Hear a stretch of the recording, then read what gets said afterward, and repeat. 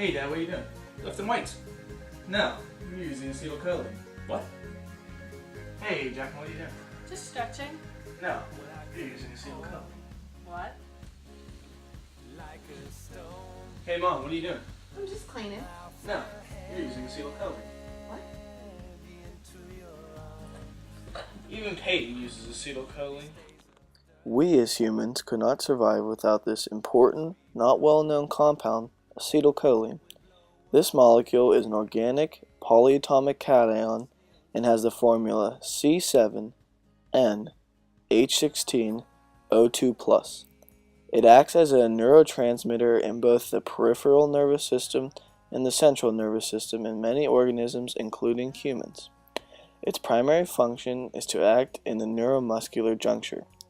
When the signal reaches the end of the neuron, calcium ions will signal for acetylcholine to be released into the synaptic cleft. They will then bind to receptors on the muscle cells and signal a chain reaction of sodium and potassium pumps opening and closing. Now, all that might have been a bunch of science words thrown at you real quick, but the bottom line is acetylcholine is needed to move and survive. We could not run, jump, 2007 in the World Champs, but look at that scorecard. First time clearances, all up to 232, this is 235, and that is enormous. That could well be a gold medal jump. What a clearance by Jesse Williams. This man coming into this was always going to challenge the Russians. And there you go, look at that. or even sit up straight without this small molecule. Just think about what you do throughout the day. You are constantly using your muscles, whether it is texting your friends or running a long marathon. But it signifies a year of dedication and commitment to the 25,000 others that begin. And we are underway in 2008 in Los Angeles. Is he sitting here without that molecule? That's right. Acetylcholine even makes things like this possible.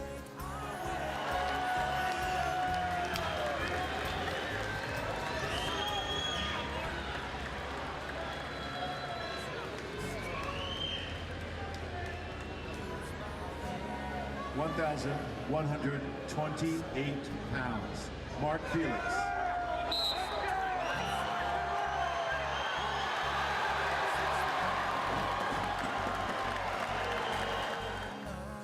But there's still one thing I don't understand.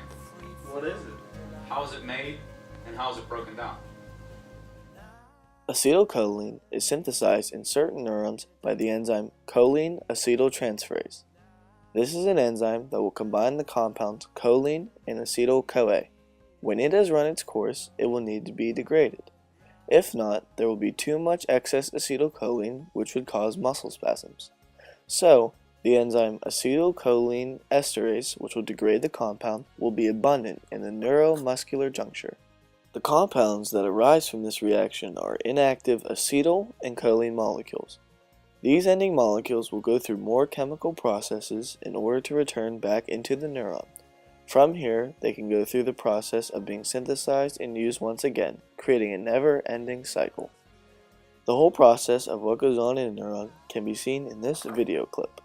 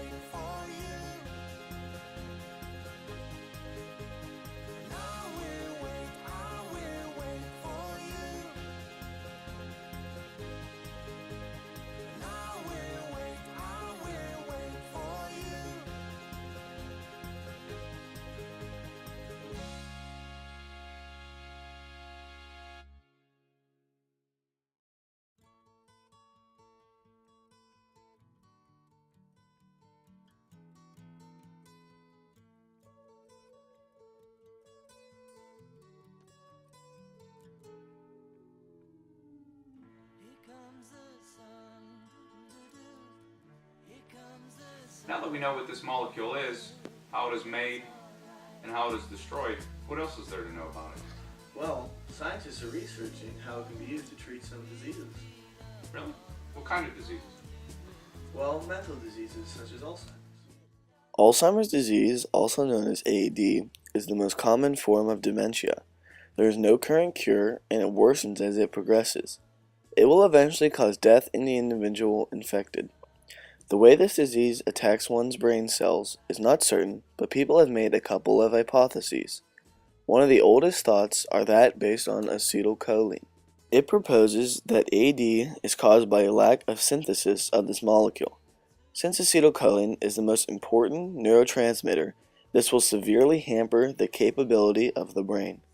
If there is a shortage of acetylcholine, messages will not be able to reach muscles and other parts of the body.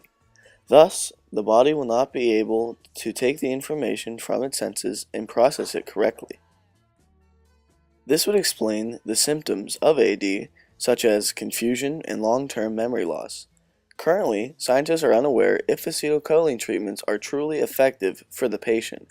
However, they are continuing to run tests and do research in order to treat those with the disease. This is just one example of how acetylcholine could be used in the future. So are there other places where acetylcholine is used? Well, Yes, acetylcholine is not just used to contract your muscles, even though that is its main role. One other well-known function of acetylcholine is to respond to stimuli and form attention. These stimuli are sights and sounds or anything else we take in. Acetylcholine will transfer the signal from neuron to neuron until the body decides what to do with it. Furthermore, it plays a part in reporting the uncertainty in the environment. Acetylcholine signals expected uncertainty coming from known unreliability of predictive cues within a context. This, mixed with other signals, is what allows humans to focus in a noisy and changing environment. In addition, acetylcholine was found to be inversely related to reaction time. This means that the more acetylcholine molecules in our brain, then the less time it takes to send a signal, thus increasing our reaction time.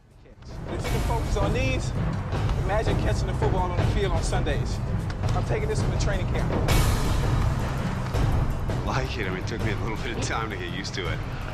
Trying to get your reflexes going, your peripheral vision going, where you're trying to look at one and the other one's coming at the same time, and that's great for keepers, where you're trying to see everything around you. So is that all there is to know about it? yes, let's sum things up. It is a neurotransmitter and is used by animals to signal from cell to cell. Acetylcholine will be released by a neuron and will travel and bind to either a muscle cell or other neuron. It is synthesized inside the neuron and is degraded in the neuromuscular juncture. Its primary function is to drive muscle contractions that we experience in our life. This makes everything we do possible. Acetylcholine is also used in other parts of the brain such as attention and the individual's reaction time. It is used when the body receives information from its senses to precipitate an action. Moreover, lack of acetylcholine can cause a plethora of mental diseases, with the most well-known being Alzheimer's disease.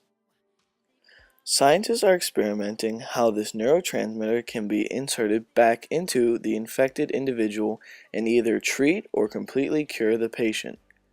All in all, acetylcholine is a tiny molecule that, by itself, could not do much, but with millions of them, drive life as we know it.